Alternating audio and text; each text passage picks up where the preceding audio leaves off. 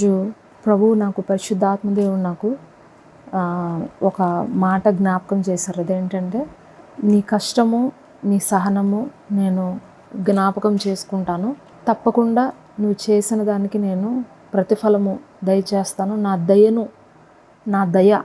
దయ నీకు చూపిస్తాను అని పరిశుద్ధాత్మ దేవుడు నాతో మాట్లాడారండి. సో అదే టాపిక్ ఈరోజు మీతో చెప్పాలని నేను ఆశపడుతున్నాను. దేవుని దయ మన పైన చూపిస్తాను అని ప్రభువు మాట్లాడుతున్నారు. ఒకసారి రాజైన దావీదుకి అబ్షలోము తన కుమారుడి దగ్గర నుంచి ఒక థ్రెట్ వస్తుంది. ఏంటంటే, తన కుమారుడే రాజైన దావీదుని చంపేయాలని, మరి ఆ సింహాసనాన్ని తను తీసుకోవాలని, కైవసం చేసుకోవాలని కోరుకుంటాడు. ఒక భయంకరమైనటువంటి పన్నాగాన్ని పన్నుతాడు. కొంతమంది వ్యక్తుల్ని తన వైపు పెట్టుకొని కలుపుకొని మరి తన సొంత తండ్రి పైనే అలాంటి ఒక దుర్మార్గమైనటువంటి యోచన అతను చేస్తాడు. చేసినప్పుడు ఆ విషయము తెలుసుకున్నటువంటి దావీదు మరి తన దగ్గర ఉన్నటువంటి కొంతమంది నమ్మకస్తులైన వారిని వెంట పెట్టుకొని అడవిలోనికి వెళ్ళిపోతాడు, అరణ్యం ప్రాంతాల్లోనికి వెళ్ళిపోతాడు. వెళ్ళిపోయినప్పుడు మరి ఆ ప్రాంతాల్లో వారికి తినటానికి కానీ, కూర్చోడానికి కానీ, తాగడానికి కానీ వారికి ఎలాంటి వసతులు అక్కడ ఉండనప్పుడు మరి వాళ్ళు ఎంతో వేదన చెందుతారు. ఒక పక్కన దావీదుకి మరి తన సొంత కుమారుడే బాధ పెడుతున్నటువంటి సందర్భము, తన సొంత కుమారుడి పైన తను అనుకుంటే ఒక్క క్షణము యుద్ధం చేసి ఆ కుమారుడిని అక్కడికక్కడ చంపడానికి తనకు అధికారము, తన దగ్గర ఉన్నటువంటి వ్యక్తులకి అధికారం ఇస్తే ఒక క్షణంలో ఆ కుమారుని చంపేయగలరు, అబ్షలోముని. కానీ తను ఆ హృదయంలో అణుచుకుంటున్నాడు, నా కుమారుడు ఎందుకు ఇలాంటి పని చేస్తున్నాడు, ఎందుకు ఇలాంటి దుర్మార్గమైన కార్యాలకు ఒడిగడుతున్నాడు అని ఒక పక్క బాధ, ఇంకొక పక్క తనతో పాటు వచ్చిన వ్యక్తులని తన ద్వారా బాధ పెడుతున్నాను అనేటువంటి ఒక వేదన. సో ఈ కారణాల మధ్యలో అతను ఎంతో ఒత్తిడికి గురవుతాడు. అయితే ఆ సమయంలో ఒక వ్యక్తి దావీదు దగ్గరికి వస్తాడండి. అతని పేరు బర్జిల్లై. అతని పేరు ఏంటండి? బర్జిల్లై. అతను చాలా ధనవంతుడు, చాలా మరి డబ్బున్న వ్యక్తి. అతను వచ్చి దావీదుకి తనతో పాటు ఉన్నవారు అందరికీ కూడా ఆహారాన్ని తీసుకొస్తాడు. తాగటానికి కావలసినటువంటి ఆహార పదార్థాలు, ద్రవ పదార్థాలు తీసుకొస్తాడు. అంతేకాదు మరి వాళ్ళకి కూర్చోవడానికి అక్కడ కావాల్సినటువంటి ఆ పరుపులు, అక్కడ కావాల్సినటువంటి అకామిడేషన్కి సంబంధించిన ప్రతిదీ కూడా మరి ఈ బర్జిల్లై అనేటువంటి వ్యక్తి తీసుకొస్తాడనమాట. తను ఎంతో భయంకరమైన కష్టంలో ఉన్నప్పుడు ఈ బర్జిల్లై అనేటువంటి వ్యక్తి దావీదుని, తనతో పాటు ఉన్నటువంటి కొంతమంది వ్యక్తులని ఆదుకుంటాడండి. ఆ సమయంలో దావీదుకి చాలా కార్యాన్ని చూసినప్పుడు దావీదు చాలా సంతోషిస్తాడు. నా కోసము ఒక వ్యక్తి వచ్చి ఇలాగా నన్ను సేవ్ చేయడానికి, నాకు ఈ విధంగా కావాల్సిన అవసరతలన్నీ కూడా తీర్చడానికి నా కోసం ఒక వ్యక్తి వచ్చాడు అని చెప్పి తనని బట్టి చాలా సంతోషిస్తాడు. సంతోషించినప్పుడు అతనితో మరి ఆ ఒక్క అరణ్య ప్రాంతాన్ని దాటి, ఆ నది దాటి మరి వేరొక ప్రాంతానికి వెళ్ళాల్సి వచ్చినప్పుడు దావీదు అంటాడు, బర్జిల్లై నువ్వు కూడా నాతో పాటు రా, నువ్వు కూడా నాతో పాటు ఈ నది దాటి రా, నువ్వు నాతోనే ఉండు, నేను నీకు కావాల్సిన అవసరాలన్నీ తీరుస్తాను. నీ జీవిత కాలం అంతా కూడా, అంటే నీ యొక్క తరతరాలు కూడా రాజు బల్ల దగ్గర, రాజు భోజనం చేసే బల్ల దగ్గర మీరు కూడా భోజనం చేయొచ్చు, నేను మీకు ఆతిథ్యం ఇస్తాను. నేను ఈ రాజసింహాసనము ఉన్నంత కాలము నీవు, నీ కుటుంబము, నీ తరతరాలు కూడా రాజు భోజనం దగ్గర, మరి రాజు బల్ల దగ్గర మీరు భోజనం చెయ్యొచ్చు, నీ పిల్ల తరాలు భోజనం చెయ్యొచ్చు అని చెప్పి మరి ఆయనకి ఒక చక్కటి భరోసా ఇస్తాడనమాట. అంటే ఇక్కడ మనము ఈ స్టోరీలో చూసినట్లయితే, ఆ ఒక్క పరిస్థితి మనం చూసినట్లయితే, దావీదుకి జరిగినటువంటి ఆ కష్టంలో అతను నిలబడిన విధానం చూసినప్పుడు అతను కృతజ్ఞత కలిగి ఉంటాడండి. దావీదు తను ఏ విధంగా ఎక్స్ప్రెస్ చేయాలో తెలియక ఆ కృతజ్ఞతని తను ఒక చక్కటి జ్ఞాపకాన్ని అతను చేసుకుంటాడు. అతని పట్ల ఒక మేలుని చెయ్యాలని దావీదు కోరుకుంటాడు. ఆ మేలు ఏంటంటే, నీ తరతరాలను నేను పోషిస్తాను, నీ తరతరాలు రాజబల్ల దగ్గర కూర్చునే అధికారాన్ని నేను నీకు ఇస్తాను అని చెప్పినప్పుడు ఈ బర్జిల్లై అంటాడు, అయ్యా నేను ముసలివాడిని అయిపోయాను, నాకు ఇప్పుడు 80 సంవత్సరాలు వచ్చేసినాయి, ఇంక నేను నీతో కలిసి ప్రయాణించేంత నాకు శక్తి లేదు, నాకు అంత సామర్థ్యము లేదు. అయితే నేను ఎంతటి వాడిని, నీవు నాకు ఇలాంటి అధికారం ఇవ్వడానికి నేను ఎంతటి వాడినయ్యా, నాకైతే ఎలాంటి అధికారము లేదు, నేను అయోగ్యుణ్ణి. అయితే నా బంధువు ఒకతను ఉన్నాడు, అతని పేరు కింహము, అతనికి మీరు ఇవన్నీ కూడా చెయ్యండి, మీకు చిత్తమైతే మీకు ఇష్టమైతే నా బంధువుకి ఇవన్నీ మీరు చేసుకోండి అని చెప్పి అతని బంధువుకి ఇవన్నీ కూడా చేయమని చెప్తాడండి. చూడండి అతని యొక్క హృదయము ఎంత మంచిదో. మరి అతను దయ చూపిస్తున్నప్పుడు కూడా అతను మేలు చేసి కూడా, అతను దావీదుకి మేలు చేసి కూడా మరి రిటర్న్ తనకి మేలు జరుగుతుంది అని తెలుసుకున్నా సరే దాన్ని తీసుకోవడానికి కూడా అతను ఇష్టపడట్లేదు.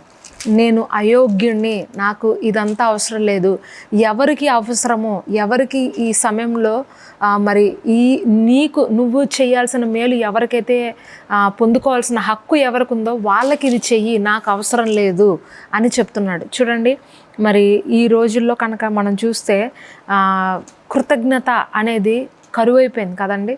మనము చాలామందికి చాలా సమయాల్లో చాలా సందర్భాల్లో మనము మేలు చేసి ఉంటాము, ఎంతోమందికి మేలు చేసి ఉంటాం.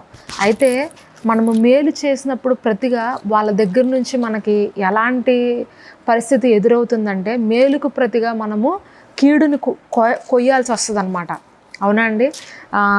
మన సొంత బిడ్డలకే అవ్వచ్చు, లేదా మన సొంత తల్లిదండ్రులు కావచ్చు, మన తోబుడ్డులకు కావచ్చు, లేకపోతే మన ఆప్తులకి కావచ్చు, మనము ఏదో ఒక మేలు చేస్తాం. వాళ్ళు కష్టంలో ఉన్నప్పుడు, లేకపోతే వాళ్ళకి అవసరాల్లో ఉన్నప్పుడు మనకు దేవుడు ఇచ్చిన దాంట్లో, అంటే మనము కోటీశ్వరులం కాకపోయినా, లక్షాధికారులం కాకపోయినా, వాళ్ళకి ఇచ్చేంత సామర్థ్యం మనకు ఉన్నా లేకపోయినా, ఒక సాఫ్ట్ కార్నర్ లోపల ఉన్నటువంటి ఆ మనస్సాక్షి చెప్తుంది, నువ్వు ఈ వ్యక్తికి సహాయం చేయి, నువ్వు ఈ వ్యక్తిని ఆదుకో, నీ తల్లిని తండ్రిని నువ్వు ఆదుకో, నీ బిడ్డలు నువ్వు ఆదుకో, నీ తోబుట్టులు నువ్వు ఆదుకో అని ఆ లోపల ఆ అంతరంగ పురుషుడు మీతో మాట్లాడుతున్నప్పుడు, ఆ మాటలకి మీరు ఒబే అయ్యి మీరు వాళ్ళకి సహాయం చేసినప్పుడు, మరి కొన్ని రోజుల తర్వాత లేదా కొన్ని సంవత్సరాల తర్వాత వాళ్ళ నుంచి వచ్చేటువంటి ఆన్సర్ ఏంటంటే, నువ్వు నాకేం చేసావు, నువ్వు నాకేం పెట్టావు అనని మాట్లాడతారు. అవునా అండి? నీకన్నా కూడా మరి వీరు నాకు ఎక్కువ సహాయం చేశారు, నా అత్తమామలు ఎక్కువ చేశారు, లేకపోతే నా ఫ్రెండ్ నాకు ఎక్కువ చేశాడు, లేకపోతే నా భర్త నాకు ఎక్కువ చేశాడు, నా భార్య నాకు ఎక్కువ చేసింది, నువ్వేం చేసావులే, నువ్వేం పెట్టావులే అనే మాట మరి చాలా ఈజీగా మరి ఈ రోజుల్లో అనేస్తున్నారండి. అందుకనే దేవుని వాక్యం సెలవిస్తుంది, అంత్య దినాల్లో ప్రేమ చల్లారిపోతుందంట. ప్రేమ లేదు అంత్య దినాల్లో. ఎంత మీరు హెల్ప్ చేసినా, ఎంతగా మరి మీరు వాళ్ళ కొరకు మీరు చేసినా సరే మరి ఈ రోజుల్లో కృతజ్ఞత అనేది లేదు. కృతజ్ఞత హీనులుగా మరి ఈ రోజుల్లో చాలామంది మారిపోతున్నారు. సామెతల గ్రంథంలో ఒక మాట రాయబడింది ఏంటంటే, జలగకు ఇమ్ము అని 2 కూతుర్లు ఉన్నారంట. ఏంటంటే జలగకు ఇవ్వు అనే 2 కూతుర్లు ఉన్నారంట. ఆ కూతుర్లు ఏంటంటే ఎంత పెట్టినా సరే, ఎంత చూసినా సరే ఇంకా పెట్టు అని అంటూనే ఉంటారంట. నాకు తెలిసిన ఒక సహోదరి ఉందండి. ఆ సహోదరి పెళ్లి చేసి పంపించేశారు తన తల్లిదండ్రులు ఆమెను. అయితే ఆమె పెళ్లి చేసి పంపించేశారు, కట్న కానుకలు ఇచ్చారు, ఆమెకు చూడాల్సినవన్నీ చూశారు, అన్నీ పెట్టారు, అన్నీ చేశారు. కానీ మరి ఏ పండక్కో పబ్బానికో ఎప్పుడోకప్పుడు వస్తూ ఉంటుంది. వచ్చినప్పుడల్లా కూడా ఏదో ఒకటి తల్లిదండ్రుల దగ్గర నుంచి తీసుకుని వెళ్తూనే ఉంటుంది. ఎంత తల్లిదండ్రులు పెట్టినా సరే, ఇంకా మా ఆయనకి ఇది సరిపోలేదు, మా అత్తమామలకి ఇది సరిపోలేదు, నా పిల్లలకి నువ్వేం పెట్టావు, నీకు మనవడు మనవరాలే కదా, ఏం చూసావు, నువ్వేం పెట్టావు, ఇదేనా నువ్వు అమ్మమ్మగా చేసేది, ఇదేనా నువ్వు తాతయ్యగా చేసేది అని చెప్పి అలా ఏదో ఒకటి వాళ్ళు ఆ తల్లిదండ్రుల్ని జలగ రక్తం ఎలా పీల్చేస్తుందండి, అలా జలగ పీల్చినట్టు పీల్చేస్తుంది అనమాట ఆ అమ్మాయి. ఆ కూతురు వస్తుంటుంటేనే వీళ్ళు అప్పులు చేసుకుంటారు రెడీగా. అప్పు చేసుకుని మరి ఆ కూతురికి కావాల్సినవన్నీ చూసి పంపిస్తారు. మళ్ళీ భయం ఏంటంటే, ఆ కూతురికి పెట్టాల్సింది పెట్టకపోతే అల్లుడు ఎక్కడ తరిమేస్తాడో, అల్లుడు ఏం చేసేస్తాడో కూతురునన్న అదొక భయంతో వాళ్ళు ఆ కూతురికి చేయాల్సినవన్నీ చేస్తుంటారు. వాళ్ళు ఎన్నిసార్లు మరి వాళ్ళు బాధపడిన సందర్భాలు నేను ఎన్నోసార్లు చూశాను ఆ తల్లిదండ్రులు. అప్పుడు నాకు అనిపించేది, ఎందుకు ఇలా ఉంటారు, ఎందుకు ఇంత డబ్బు పిచ్చితో ఉంటారు, ఎందుకు ఎప్పుడు ఏదో ఒకటి కావాలని ఎందుకు అంతలాగా పీక్కు తింటారు జలగలాగా. వాళ్ళకి ఉన్న దాంట్లో తృప్తిగా బతకచ్చు కదా, ఉన్న దాంట్లో సంతోషంగా ఉండొచ్చు కదా. ఇంకా ఈ ఏజ్లో కూడా తల్లిదండ్రి ఏదో చెయ్యాలని, మరి అత్తమామలు ఏదో చెయ్యాలని, భార్య ఏదో చేయాలి, భర్త ఏదో చేయాలి, పిల్లలు ఏదో చెయ్యాలని చెప్పి ఒకళ్ళ మీద ఆశించడం ఎందుకు? నీకు ఎంతవరకు ఉందో అంతవరకు నువ్వు తృప్తిగా ఉండు, జీవించు, అక్కడితో సంతోషంగా కృతజ్ఞత కలిగి ఉండు. అంతేకాని ఇంకా అది లేదు ఇది లేదు అని చెప్పి మరి ఈ రోజుల్లో పెట్టేవాళ్ళనండి ఇంకా పిక్కు తినే వాళ్ళ రోజులు ఉన్నాయన్నమాట. పెడుతున్న కొద్దీ ఇంకా పెట్టు అనేవాళ్ళు తయారైపోతున్నారు ఈ రోజుల్లో. కృతజ్ఞత లేదు. అయితే ఈ యొక్క వ్యక్తిని గురించి నేను ఈరోజు చదువుతున్నాను, నిన్నటి నుంచి చదువుతున్నాను.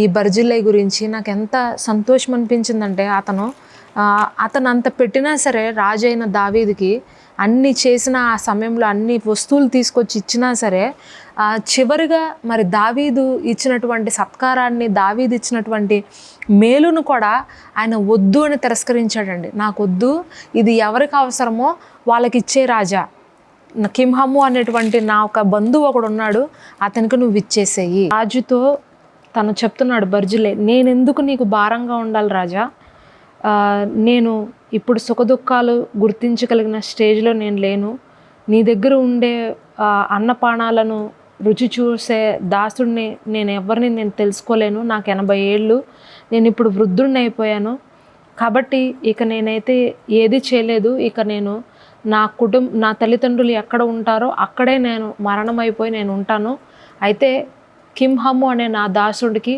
నువ్వు ఏదైతే చేయాలనుకుంటున్నావో అది చెయ్యి అని చెప్పాడండి. హల్లెలూయా. ఈ కింహము అనేటువంటి వ్యక్తి అతని బంధువుడే, అతనికి చేయమంటున్నాడు. కానీ దావీదు తన యొక్క చివరి దినాల్లో సొలొమోనుతో ఒక మాట చెప్తాడు చూడండి. మొదటి రాజుల గ్రంథము 2వ అధ్యాయము 7వ వచనం చదువుదాం. అది కూడా మొదటి రాజుల గ్రంథము 2వ అధ్యాయము 7వ వచనం. నేను నీ సహోదరుడైన అబ్షాలోము ముందర నుండి పారిపోగా గిలాదీయుడైన బర్జిల్లై కుమారులు నా సహాయమునకు వచ్చిరి. నీవు వారి మీద దయించి నీ బల్ల యొద్ద భోజనము చేయు వారిలో వారిని చేర్చుము. హల్లెలూయా. చాలండి. చూసారా, ఇతను గురించి అతనైతే చెప్పాడు, నువ్వు నాకు ఏమీ చేయవసరం లేదు, నాకు అవసరం లేదు అని చెప్పినప్పటికీ కూడా దావీదు మరణ పడకలో ఉన్నప్పుడు తనకు సహాయం చేసిన వాళ్ళని కృతజ్ఞతతో జ్ఞాపకం చేసుకుని చెప్తున్నాడు, గిలాదీయుడు అయినటువంటి బర్జిల్లై నాకు సహాయం చేయడానికి వచ్చాడు సొలొమోన్, అతనికి నువ్వు నీ బల్ల దగ్గర ఉంచి అతనిపైన అతని కుటుంబం పైన నువ్వు దయ ఉంచు, నీ బల్ల యొద్ద భోజనం చేసే వాళ్ళలో నువ్వు వాళ్ళని చేర్చుకో, నా సహాయానికి వచ్చిన వాళ్ళని నువ్వు మర్చిపోవద్దు, వాళ్ళకి నువ్వు దయ చూపించాలి అని చెప్పాడండి. ఎంత మంచి మనసు దావీదుది మనం ఇక్కడ గమనించవచ్చు. బర్జిల్లైకి సహాయము ఎలాగైనా అందాలని అతని హృదయంలో ఒక ఆపేక్ష పెట్టుకున్నాడు, అతని హృదయంలో ఒక వాంఛ కలిగి ఉన్నాడు.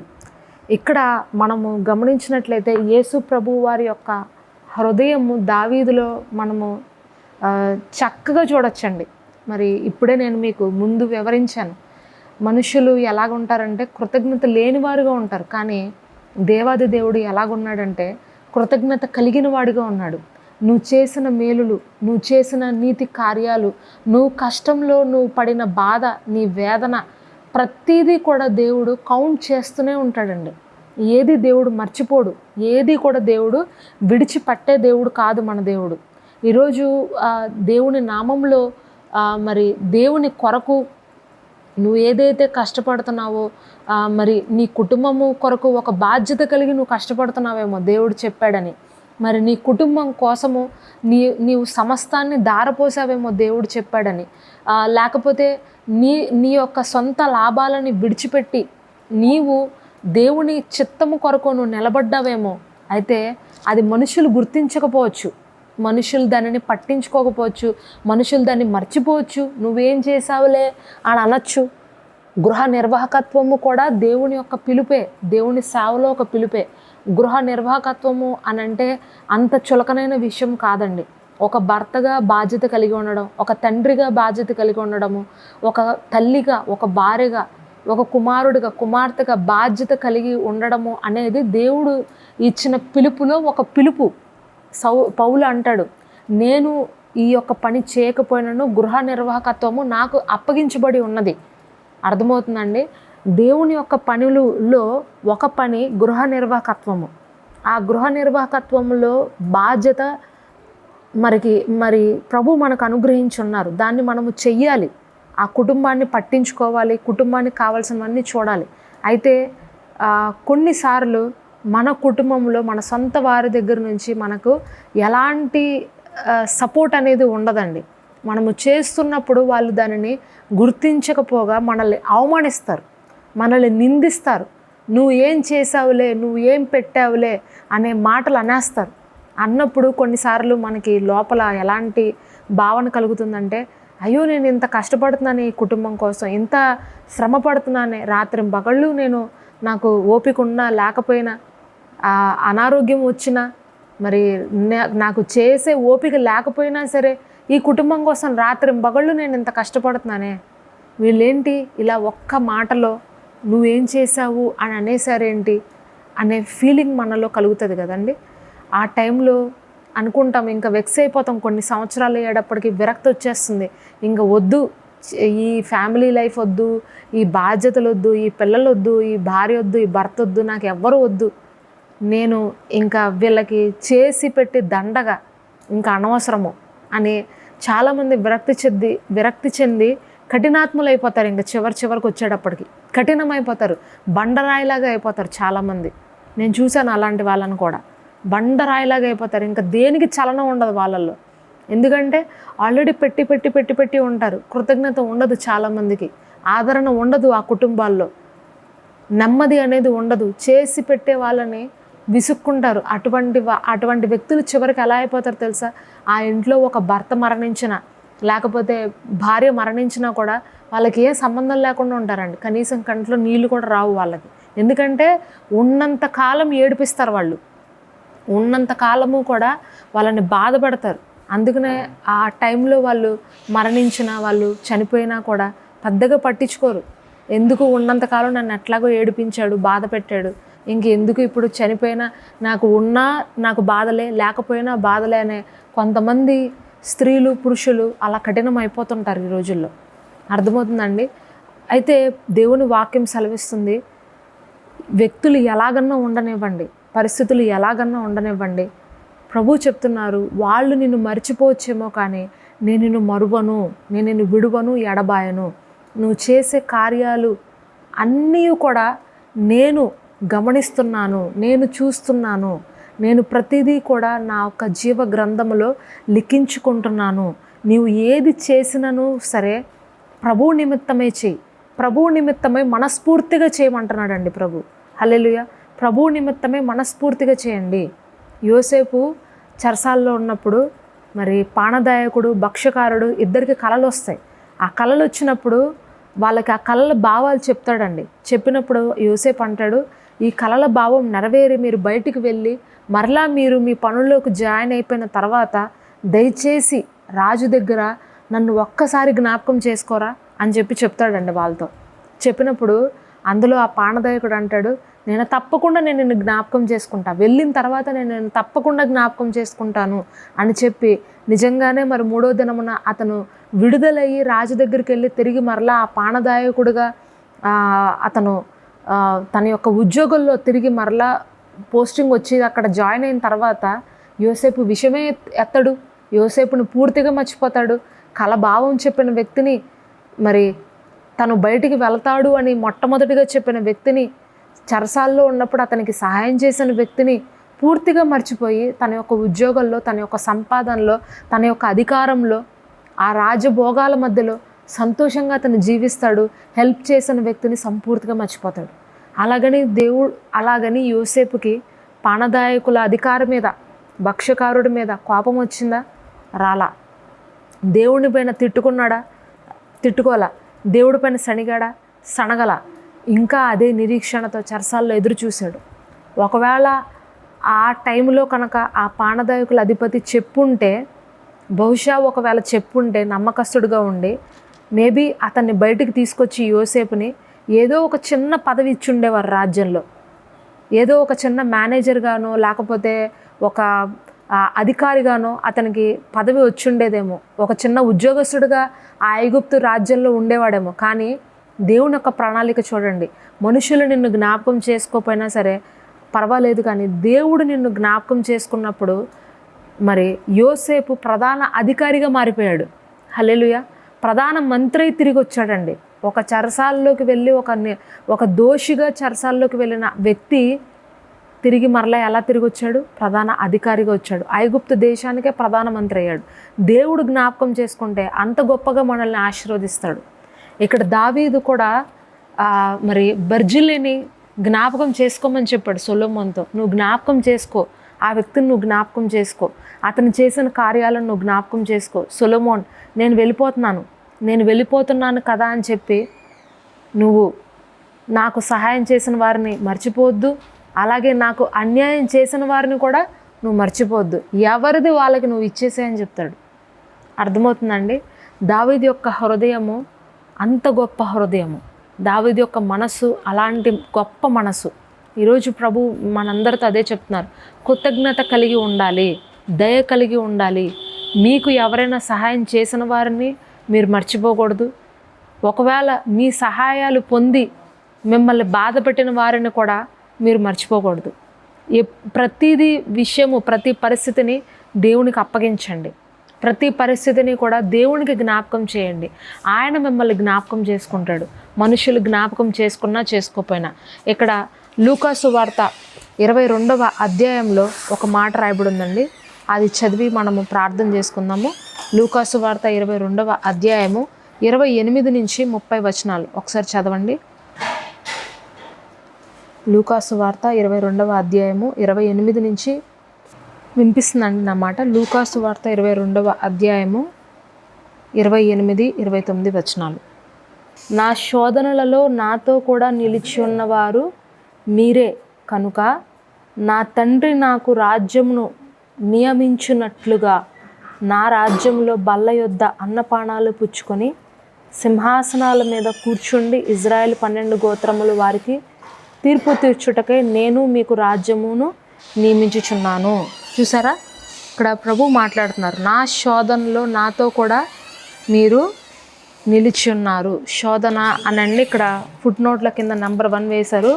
శ్రమలలో, నా శ్రమల్లో మీరు నాతో కూడా ఉన్నారు కాబట్టి నేను నా తండ్రి రాజ్యంలో మీకు ఇవ్వాల్సినటువంటి అధికారాన్ని నేను మీకు అనుగ్రహిస్తాను.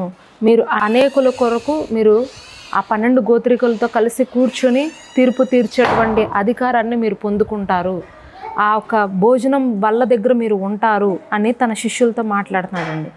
తన శిష్యులకి మాత్రమే కాదు, ఇది ప్రతి ఒక్కరికి కూడా ప్రభు ఈరోజు చెప్తున్నారు. పరిశుద్ధాత్మ దేవుడు మీతో మాట్లాడుతున్నారు. ఏంటంటే, నా శ్రమలో ఎవరైతే పాలి భాగస్తులే ఉంటారో, అంటే దేవుని ప్రభు అయిన యేసుక్రీస్తు వారు ఎలాంటి శ్రమలైతే ఇక్కడ అనుభవించారో, పరిసయ్యులు శాస్త్రులు ఆయనని అవమానించిన, నిందించిన, వ్యభిచారి అన్న, దొంగ అన్న, మరి దోషిగా ఆయన్ని చిత్రీకరించిన తల్లిదండ్రులు, మరి ఇంటి నుంచి సహోదరులు ఇంటి నుంచి వెలివేసిన, మరి ఆయనని అన్ని మేలులు పొందుకొని కూడా యెరూషలేములో మరి అనేక మంది ప్రజల దగ్గర ఆయన ద్వారా అనేక మంది మేలులు పొంది కూడా ఆయనని సిలువ వేసి చంపినా సరే ఆయన చివరిలో ఒక మాట అంటారు, తండ్రి వీరు ఏమి చేయుచున్నారు, వీరు ఎరుగరు గనక వీరిని క్షమించండి అని చెప్తారు. అలాగే దొంగ సిలువలో వేలాడుతున్నప్పుడు కూడా, అయ్యా నీ పరదేశంలో నన్ను చేర్చుకో, నీ రాజ్యంలో నన్ను చేర్చుకో అంటే వెంటనే ఆ దొంగతో ప్రభు చెప్తారు, నువ్వు నాతో కూడా ఈరోజు పరదేశంలో ఉంటావు. హల్లెలూయా. సో బాధ పెట్టిన వాళ్ళని కూడా దేవుడు క్షమించాడు. ఈరోజు ప్రభు ఏమంటున్నారంటే, నీ పరిస్థితులు ఎలా ఉన్నా సరే, వ్యక్తులు నిన్ను గుర్తించినా గుర్తించకపోయినా, నువ్వు చేసిన మేలులను పట్టించుకున్నా పట్టించుకోకపోయినా వదిలిపెట్టేసేయి. నేను నిన్ను జ్ఞాపకం చేసుకుంటాను. నా శ్రమలో నువ్వు ఇంతవరకు నువ్వు పాలిభాగస్తుడుగా ఉన్నావు, పాలిభాగస్తురాలుగా ఉన్నావు. నేను ఎలాంటి శ్రమలు ఈ భూమిపైన అనుభవించానో, ఎలాంటి అవమానాలు నేను పొందానో అవన్నీ నువ్వు నా కోసం అనుభవించావు. నేను నీకు ఇచ్చిన బాధ్యతలో అవన్నీ నువ్వు అనుభవించావు. అయితే మెప్పులు, అధికారాలు, గొప్ప గొప్ప స్థానాలు నేను నీకు ఇస్తాను. నువ్వు ఇహమందు పొందుకుంటావు, పరమందు కూడా పొందుకుంటావు. నిత్యము నీ తరతరాలు కూడా సంతోషించే విధంగా నేను నిన్ను ఆశీర్వదిస్తాను అని ప్రభు చెప్తున్నారండి. ఆ రోజు దావీదు జ్ఞాపకం చేసుకున్నాడు తన మరణ సమయంలో. తన బర్జిల్లై కుటుంబాన్ని విడిచిపెట్టలేదు. ప్రభు కూడా నిన్ను విడిచిపెట్టరు. ప్రభు అయిన యేసుక్రీస్తు వారు కూడా నీవు చేసిన కార్యాలను, నువ్వు ఇతరులకు చేసిన మేలులను, నువ్వు ఇతరులకు కోసము కష్టపడినటువంటి ఆ దినములను ఎప్పటికీ దేవుడు మర్చిపోడు. నువ్వు చేసిన దానికి ప్రతిగా రెట్టింపు ఆశీర్వాదాన్ని నువ్వు పొందుకుంటావు యేసునామంలో. ఏది వృధాగా పోదు, ఏది కూడా దేవుడు మర్చిపోయే దేవుడు కాదు. సమస్తమును కూడా నువ్వు ఒకవేళ ఒక 10 రూపాయలు ఇచ్చావేమో, కానీ దేవుడు నీకు 1,00,000 రూపాయలు ఇవ్వబోతున్నాడు రాబోయే రోజుల్లో. నువ్వు ఒక 10 రూపాయలు సహాయం చేసి ఉండొచ్చు, నీ దగ్గర లేకపోయినా ఆ 10 రూపాయలు నువ్వు ఇచ్చి ఉండొచ్చు. మరి వృద్ధురాలు ఏలియాకు తన దగ్గరున్న ఆ కొంచెం రొట్టెలో మొట్టమొదటి రొట్టె ఏలియాకి ఇచ్చినందుకు కరువు కాలం అంతా కూడా తన కుటుంబము పోషించబడిందంట. ఒకే ఒక్క రొట్టె మొక్క ఇచ్చింది అంతే ఏలియాకి. ఆ ఒక్క రొట్టె మొక్కకి దేవుడు ఎంత ఆశీర్వాదం ఇచ్చాడో చూడండి. మరి 5 రొట్టెలు 2 చేపలు ఒక చిన్న పిల్లోడు తెస్తాడు. ఆ 5 రొట్టెలు 2 చేపలు ఇచ్చినందుకు ఆ చిన్న కుమారుడికి ప్రభు అయిన యేసుక్రీస్తు వారు 12 గంపలు ఎత్తించి ఆ 12 గంపలు 12 మంది శిష్యుల చేత ఆ చిన్న కుమారుడు ఇంటికి పంపించాడంట. అర్థమవుతుందండి? ఇవన్నీ ఎత్తి ఒక్క ముక్క కూడా కింద వేస్ట్ అవ్వకుండా గంపలన్నీ తీసుకెళ్ళి, ఏ బిడ్డ అయితే నాకు ఈ 5 రొట్టెలు 2 చేపలు ఈ ప్రజలందరికీ పట్టడానికి ముందుగా తీసుకొచ్చి ఇచ్చాడో ఆ బిడ్డ ఇంటికి ఈ 12 గంపలు వెళ్ళిపోవాలి అని చెప్పాడు. హల్లెలూయా. వాళ్ళమ్మ ఎంత సంతోషపడిందో. ఒరేయ్ బాబు, నేను నీకు 5 రొట్టెలు 2 చేపలు ఇచ్చాను, నువ్వేంట్రా ఇంత ఆహారం తెచ్చావు ఇంటికి అని అంటే వాడు జరిగిన సంగతి అంతా ఆ రోజు చెప్పుంటాడు. ఇదమ్మా జరిగింది సంగతి. నాకు యేసయ్య నేను ఇచ్చిన కొంచెం ఆహారానికి ఇంత ఆహారం నాకు మళ్ళా రిటర్న్ ఇచ్చాడమ్మా అని చెప్పినప్పుడు వాళ్ళమ్మ ఎంత సంతోషించిందో అర్థమవుతుందండి. మనం చేసే చిన్న చిన్న సహాయాలు, చిన్న చిన్న మేలులకి మనుషులు గుర్తించరు. మనుషుని యొక్క నైజం అంతే, మనిషి బుద్ధి అంతే. మీరు ఎంతైనా పట్టండి, వాళ్ళకి జ్ఞాపకం ఉండదు. ఎన్నైనా చేయండి, వాళ్ళు మర్చిపోతారు. గొడ్డు చాకరీ అయినా చేయండి, వాళ్ళకి మర్చిపోతారు. కానీ దేవుడు మర్చిపోడు. ఏది చేసినా ప్రభు కోసం చేస్తున్నాను అని చెయ్యండి, తప్పకుండా మీరు ప్రతిఫలాన్ని పొందుకుంటారు. హల్లెలూయా.